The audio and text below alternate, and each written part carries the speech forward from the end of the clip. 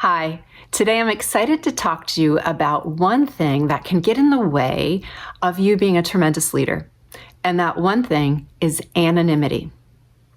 We are in this period right now of recalibration and a realignment of the employer-employee dynamic. You've all heard that we are having this thing called the Great Resignation, and employers are talking about how do we retain and attract the best possible workforce and the best people.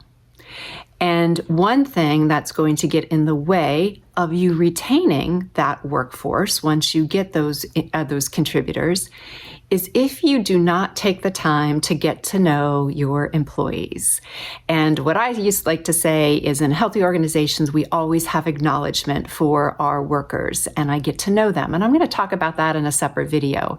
But today, I just want to address anonymity, which is what you want to avoid. Back in the day, I used to do a lot of talking around workplace civility. And one of the great books that I used as a regular resource was written by P.M. Forney.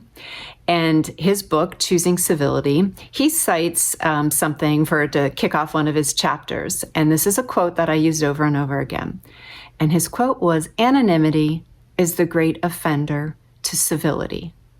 And what Dr. Forney was trying to say to us is, if I know you and if I have a connection with you, I'm less likely to be uncivil towards you, right? And I'm more likely to treat you with kindness, with respect, and with courtesy if I know you.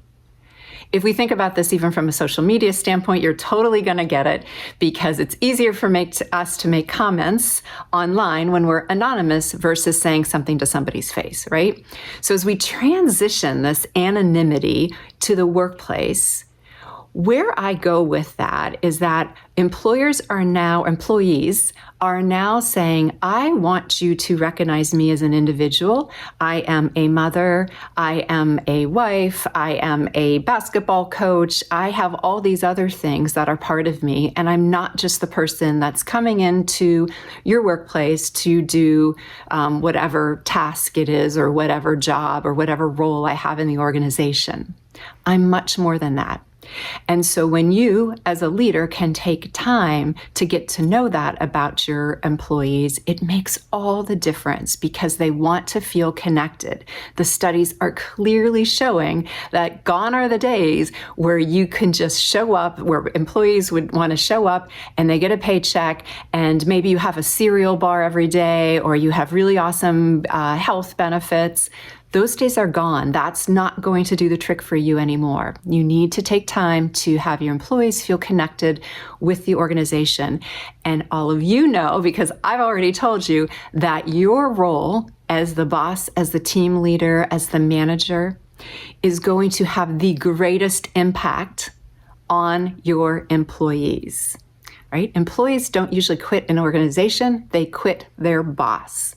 So I'm going to leave you with this one last quote. I'm full of them today, I guess, but I'll leave you with this one last quote that many of you have probably heard, which is, people don't care how much you know until they know how much you care.